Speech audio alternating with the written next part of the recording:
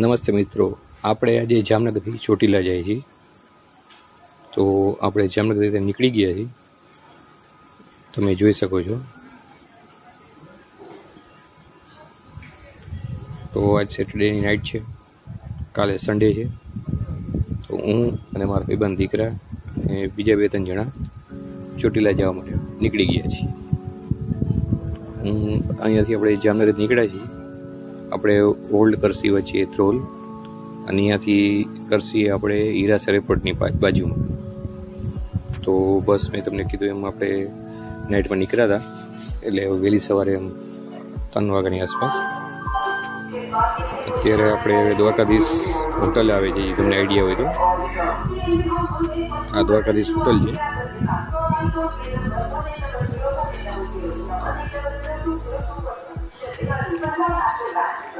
જ્યાં આપણે 4 સ્ટોપ માટે હોય. આ મારા ભાઈબંધ દીકરા કિરીટભાઈ છે. આ સામે દેખાય છે જે તમને વ્હાઇટ લાઈન, એ હીરાસર એરપોર્ટ છે જે આપણું રાજકોટનું. ત્યાં બસથી થોડા આગળ આવશો એટલે દ્વારકાધીશ હોટલ છે, અહીંયા હોલ્ડ કર્યો છે. આ સવારનો દિવસ ઉગે ત્યારનો તમને બતાવી રહ્યો છું. અને આ હોટલ છે. આ વ્લોગમાં આપણે બહુ એડિટિંગ નથી કર્યું, જે છે તમને નેચરલ જ બતાવું છું. અર્લી મોર્નિંગમાં બહુ મસ્ત સીન આવતો હતો અહીંયાથી, તમે જોઈ શકો છો. અમે અહીંયા ઊભા હતા, તમને અહીંયાથી બતાવું છું. એકદમ હાઈવે ટચ છે દ્વારકાધીશ હોટલ, અને સામે મસ્ત હીરાસર એરપોર્ટની પણ દેખાશે તમને. હવે વહેલી સવારમાં ચા તો જોઈએ, તો આપણે ભાઈને કીધું કે ચા બનાવો દઈએ. એમને કીધું 2 મિનિટ ઊભા રહ્યું, હું તમને નવી ફ્રેશ બનાવી આપું. તમે પણ જ્યારે પણ જાઓ તો અહીંયા હોલ્ડ કરજો. એટલામાં આપણે એક મિત્ર આવી ગયા તો કે મારે નાસ્તો કર્યો, તો આપણે એમને નાસ્તો પણ ચાલુ કરાવી દીધો. તમે પણ ક્યારેય ટ્રાવેલિંગ કરો તો આજુબાજુમાં કોઈ પણ જનાવર દેખાય, પુણ્ય થાય ન થાય નહીં, પણ એમને ભૂખ લાગી હોય સવારમાં, તો જે પણ આવી નાખજો હાથમાં બિસ્કિટ કેવું. તો આપણે અહીંયાથી નાસ્તો કરીને આગળ નીકળ્યા. આજે સામે દેખાય છે એ ચોટીલાનો પર્વત છે. સવારનો તડકો પણ થઈ ગયો છે, એટલે દી ઉગી ગયો છે, એટલે તમને રિફ્લેક્શન દેખાશે. આ જે બ્રિજ ઉપરથી મસ્ત અહીંયા નજારો હતો, એનું શૂટિંગ છે લેફ્ટ સાઈડથી. બસ હવે આપણે જાજીવા નથી, હમણાં ચોટીલા પોગવા આવશે. તો તમે પણ આવી ટ્રીપ કરી શકો છો. સેટરડે નાઇટ નીકળો, રાત્રે 2:30 વાગે. અને બીજા નંબરમાં હવે કોઈ અહીંયા રસ્તાનો પ્રોબ્લેમ રહ્યો નથી. મસ્ત રસ્તો બની ગયો છે. રાજકોટ પણ કોઈ ઇસ્યુ નથી, અને હાઈવે પણ સારા બનાવ્યા છે.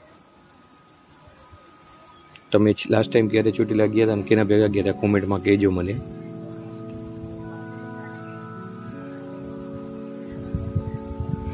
હું તમને એટલે ક્લિપ દેખાડું છું કે તમે નોર્મલી પણ કાંઈ પણ ના કરો તો પણ અહીંયાથી શૂટિંગ સારું એવું આવે છે.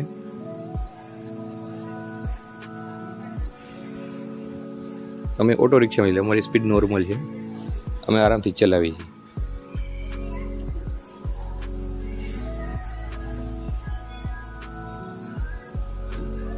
હવે આપણે ચોટીલા પહોંચી ગયા છીએ. એકચ્યુઅલી નવરાત્રિ ચાલુ થઈ હતી, તો આ એનું પાર્કિંગ તમે જોયું હોય તો આખું ફૂલ હતું. ત્યાં ક્યાંય કોઈ જગ્યા રાખવાની જગ્યા નહોતી આપણે ગાડી પાર્ક કરવા માટે.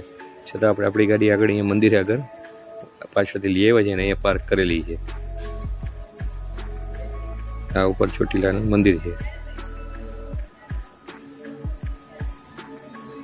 હવે આની સાથે સાથે અહીંયા ચોટીલામાં એક પ્રસંગ હતો કે પ્રદક્ષિણા કરવાની. તો અહીંયા માયાભાઈ આહિર આવેલા હતા. આ તમે જોઈ શકો છો, માયાભાઈ આહિર પણ છે. બાજુમાં બેઠે ગઢડાના બાપુ હતા. અને એના સિવાય અહીંયા એક બીજો સારો એવો પ્રસંગ હતો કે ચોટીલા ડુંગર છે ને ફરતે પરિક્રમા એ લોકો મતલબ નવરાત્રિમાં કરેલું હતું. તો અમે આજકાલ પહેલાં ઉપર ન ગયા અને પહેલાં પરિક્રમા કરવા નીકળ્યા હતા. તો અહીંયા બાપુ આવે છે, તો આ બધા એમનું મતલબ સ્વાગત કરે છે. અને પહેલાં તો એવું કીધું હતું સવારે 8 વાગ્યામાં પરિક્રમા ચાલુ થઈ જાય, એટલે અમે ઉપર નહોતા ગયા. પણ હવે આપણે અહીંયા ફંક્શન હોય નોર્મલી તો 1-2 કલાક તો આડાવરું થાય જ. 8 વાગ્યાનું કીધું હતું, 11 પરિક્રમા ચાલુ થઈ. ત્યાં સુધી બધા એમાં અનુભવ આવ્યા હતા, એમને એમની રીતે સારા એવા પ્રવચન આપ્યા. અને ઈ દરમિયાન આપણે નવરા બેઠા હતા, મેં લાવો અહીંયા નવગ્રહનું મંદિર છે તો એની મુલાકાત પણ લઈ લીધી. એ ચોટીલામાં તમે આગળ આવશો તો અહીંયા નીચે જૂનું મંદિર છે, એની બાજુમાં જ છે નવગ્રહનું મંદિર. અહીંયા નવરાત્રિ પણ ચાલુ થઈ હતી એટલે પબ્લિક પણ જાજુ હતું, પ્લસ પરિક્રમાને લીધે પબ્લિક ઘણું ભેગું થઈ ગયું હતું. અને વ્યવસ્થા પણ સારી હતી કેમ્પમાં પણ. હવે આપણે ઉપર ચોટીલામાં દર્શન કરવા જઈએ છીએ. બહુ શૂટ નથી કર્યું પબ્લિક હોવાથી, એટલે આપણે નોર્મલ શૂટ કર્યું છે એનું. જો આટલી ભીડ હતી.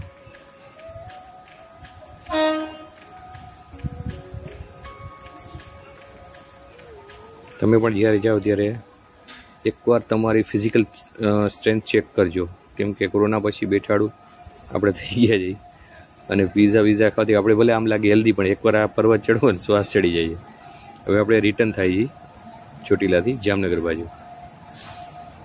બીજા વિડીયોમાં હું તમને આના પછીની ટ્રીપ આપણી સાળંગપુરની છે નેક્સ્ટ વિડીયોમાં, તો એનો પણ વ્લોગ હું તમને 1-2 દિવસમાં મોકલી દઈશ, તો જોતા રહેજો આપણી ચેનલ.